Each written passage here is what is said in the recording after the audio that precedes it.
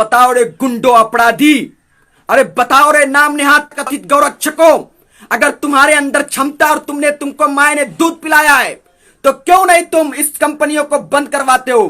क्यों नहीं इस पर सरकार से अपील करते हो कि इस कंपनी को बंद करे जो देगर मुल्कों में गाय गोश्त को सप्लाई करती है, चाहे गाय का हो चाहे देगर गोश्त हो। सिर्फ मुसलमानों पर हिजड़े लोग घर में बैठे रहोगे और खुद तो 4-5-10 आदमी मिलकर हिजड़े की तरह आओगे और किसी बेकसूरों पर तुम जुल्म करके उसे अपने हाथ का शिकार बनाकर मौत की नींद सुलाने की कोशिश करोगे? पाखंडी कहीं के, अपराधी कहीं के। तुमको पता है तुम्हारा अब्बा जो है मोदी जी, जो देश का प्रधानमंत्री है, 2018 में चुनाव आयोग ने मोदी जी के तथाकथित जो गौरक्षक का दावा करते हैं चुनावी रैली में, उसका चुनाव आयोग ने पोल खोला। क्या पोल खोला पता है?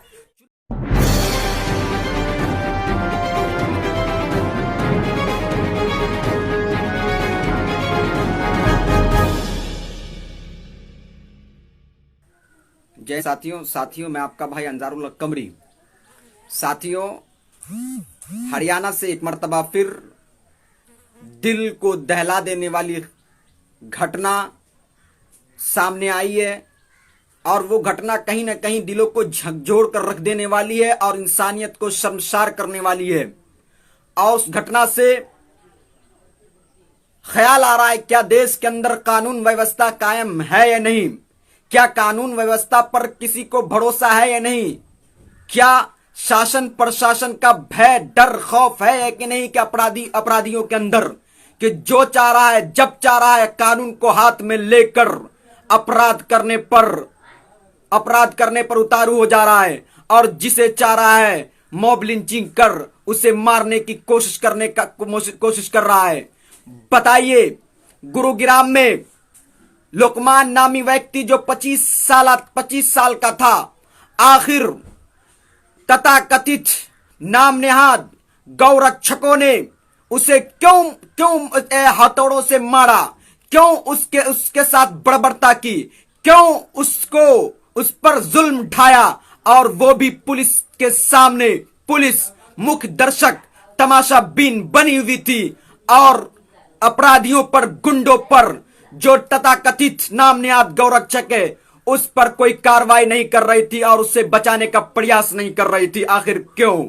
बताइए, कौन है जो वो अपराधी को, वो गौरक्षक गुंडों को बढ़ावा दे रहा है?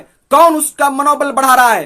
कौन उसको संरक्षण दे रहा है? और कौन है जो उसे तहफ्फुज फराहम करा रहा है कि जिसे पा रहा है उसे अपने हाथ का शिकार बनाकर उसे मौत की नींद सुलाने की कोशिश करता है और मौत की नींद सुला देता है?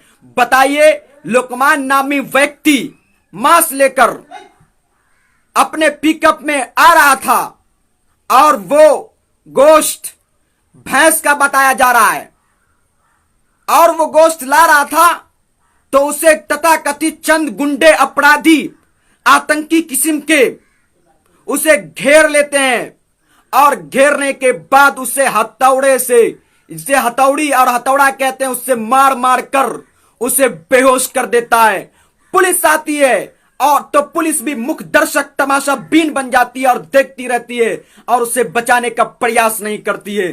बताइए मोदी जी, ये सब क्या हो रहा है? किसके संरक्षण में तथाकथित गौरक्षकों को इसका मनोबल बढ़ रहा है? कौन उसे तहफ्फुज दे रहा है और कौन उसे उकसा रहा है? उसे पा रहा है, उसे मौत की नींद सुलाने का प्रयास कर रहा है, उसकी मॉब लिंचिंग कर रहा है। उसी हरियाणा में पहलू खान को मारा गया, जुनैद को मारा गया था, याद है ना? कहीं ना कहीं सरकार की लापरवाही है और सरकार के मिली भगत से उन लोगों का मनोबल बढ़ रहा है और वो लोग ये इस तरह का अपराध कर रहे हैं। अगर नहीं तो फिर सरकार क्यों नहीं ठोस कार्रवाई करती है? क्यों नहीं ठोस कदम उठाती है? क्यों नहीं एक बड़ा सजा के रूप में एक बड़ा कानून लाती है, अध्यादेश लाती है, जिससे उसे पर ठोस से ठोस कार्रवाई की जा सके जो लोग किसी की करते हैं, किसी को मौत की नींद सुलाते हैं और किसी को मारते हैं। कहीं ना कहीं सरकार दोषी है, क्योंकि सरकार कोई अध्यादेश लाकर मॉब लिंचिंग करने वालों पर कोई कानूनी कड़ी से कड़ी कार्रवाई करने का नहीं करती है और नहीं कोई अध्यादेश लाती है। कहीं ना कहीं इसका जिम्मेदार सरकार है। और मैं उन अपराधियों को जो तथाकथित चड्डीदारी और आरएसएस और देगर तंजीमों के इशारों पर काम करते हैं, हम उन गौरक्षकों को बता देना चाहते हैं, अरे तुम्हारे अंदर हिम्मत है, तुम्हारे अंदर क्षमता है, तुम्हारे अंदर ताकत है, तो क्यों नहीं भारत की 10 सबसे बड़ी कंपनी जो सप्लाई करती है गोश्त को देगर मुल्कों में, क्यों नहीं उस पर बैंड लगवाते हो? क्यों नहीं उस पर कार्रवाई करते हो? क्यों नहीं उसे बंद करवाते हो?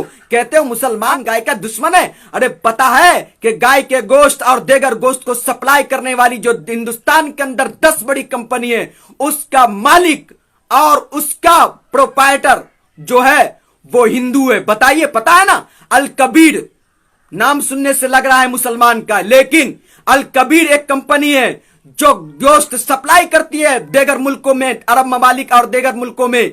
उस तेलंगाना में है और उसका मालिक सतीश सब्बरवाल है।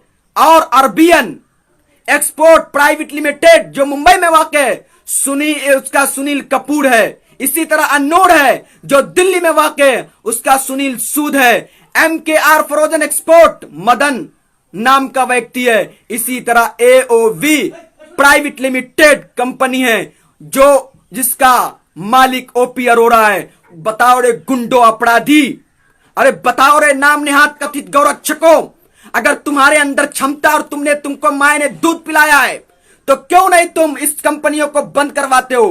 क्यों नहीं इस पर सरकार से अपील करते हो कि इस कंपनी को बंद करे जो देगर मुल्कों में गोश्त को सप्लाई करती है, चाहे गाय का हो चाहे देगर गोश्त हो? सिर्फ मुसलमानों पर हिजड़े लोग घर में बैठे रहोगे और खुद तो 4, 5, 10 आदमी मिलकर हिजड़े की तरह आओगे और किसी बेकसूरों पर तुम जुल्म करके उसे अपने हाथ का शिकार बनाकर मौत की नींद सुलाने की कोशिश करोगे? पाखंडी कहीं के, अपराधी कहीं के, किसके शह पर यह कर रहे हो? कौन है तुम्हारा आका? क्यों नहीं बताते हो? अगर तुम्हारे गौ से इतना प्रेम है, गौ से इतनी प्यार है और गाय से इतना लगाव है, तो जो देगर मुल्कों में गाय इस तरह बहुआती है, क्यों नहीं उसे खाना प्राप्त कराते हो? क्यों नहीं उसकी रक्षा करते हो? क्यों नहीं उसको घर में पैक करके, जिस तरह तुम घर में पैक करते हो, क्यों नहीं उसे रक्षा प्रदान कराते हो? सिर्फ नाम नेहाद दिखावे के लिए रोड पर उतरते हो और कोई भी बेकसूरों को मौत की नींद सुलाने के लिए उसका मॉब लिंचिंग करते हो। बेशरम पाखंडी कहीं के, शर्म नहीं आती है? तुमको पता है तुम्हारा अब्बा जो है मोदी जी, जो देश का प्रधानमंत्री है, 2018 में चुनाव आयोग ने मोदी जी के तथाकथित जो गौरक्षक का दावा करते हैं चुनावी रैली में, उसका चुनाव आयोग ने पोल खोला। क्या पोल खोला पता है? चुनाव आयोग ने कहा कि जो भारत की गोश्त सप्लाई कंपनी से ये PM मोदी, भारतीय जनता पार्टी जो है वो चंदा लेती है, मोटा रकम लेती है। और 2014 में के लोकसभा चुनाव में भी इन्होंने 2014 का चुनाव लड़ने के लिए उन कंपनियों से चंदा ली थी। क्यों नहीं मोदी जी पर सवाल उठाते हो? क्यों मास्क का सप्लाई करने वाली कंपनी से मिले हो? यानी रास्ते पे आते हो, चुनावी रैली में आते हो, कहते हो गौरक्षक, हम गौरक्षक हैं, कहते हो कि हम गाय की रक्षा करते हैं, जनता को बेवकूफ बनाते हो, जनता को वर्गलाते हो, जनता को सिर्फ जनता को लुभाने के लिए, राजनीति रोटी सेकने के लिए, राजनीतिक लाभ के लिए तुम देश के अंदर नफरत फैलाते हो, देश के अंदर भेदभाव पैदा करते हो एक समुदाय के खिलाफ। एक बताइए, जब बकरे और भैंस की कुर्बानी या गोश्त को जब भारत का संविधान, भारत के अंदर इजाजत है, परमिशन है, अथॉरिटी है, तो ये तथाकथित गुंडे, अपराधी, मोहाली कहीं के कौन होते हैं जो गोश्त लाने वाले पर कार्रवाई करे, गोश्त लाने वाले पर शिकंजा कसे और उससे मॉब लिंचिंग करे, उसको मौत की नींद सुलाने की प्रयास और कोशिश करे? अगर गाय का गोश्त ही था जैसा कि वो लोग कह रहे हैं तो कानून सजा देगा। तुम कौन होते हो रे पाखंडी बेशरम, दोगले कहीं के। कौन होते हो तुम सजा देने वाले? सजा देना कानून का काम है, प्रशासन का काम है। तुम कौन होते हो? अगर वो गलत कर रहा था, गाय का गोश्त था जैसा कि तुम कह रहे हो, जबकि वो लुकमान के घर वाले इनकार कर रहे हैं कि गाय का नहीं भैंस का गोश्त था। लेकिन अगर मान लिया जाए कि अगर गाय का गोश्त था तो कानून उसे सजा देता। तुम कौन होते हो सजा देने वाले? तुम सिर्फ ढोंगी रचते हो। याद कर लो, तुम मुसलमानों पर जो दलितों पर अत्याचार कर रहे हो, और जब चाह रहे हो उससे तुम मॉब लिंचिंग कर रहे हो, उससे मौत की नींद सुलाने की प्रयास कर रहे हो। सुन लो, खामोशियों को जुल्म की तासीर मत समझ, और मेरे सब्र को मेरी जंजीर मत समझ। एक मैं नहीं यहां, फकत मेरा अल्लाह ईश्वर है यहां। भारत को अपने बाप की जागीर मत समझ, भारत को अपने बाप की जागीर मत समझ।